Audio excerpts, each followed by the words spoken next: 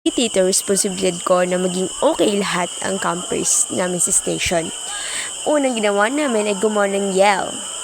Unang station kami, kaya kami ang unang mag-yell.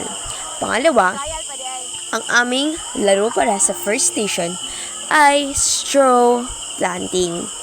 So, nagde-demonstrate lang kami kung paano ang laro namin. Meron ding mga jumping rope, mga ping-pong, mga water lily, at marami pang iba. So, pagdating ng lunch, ayan, natawanan pala kami dahil nga against the Lord. Ay, against the light pala. So, nagluto kami ng adobo. Adobo nga pala. Pero tingnan nyo naman kung gaano ka-frozen yung karne. Yan ang unang core ng being facilitator. Yung init at yung usok.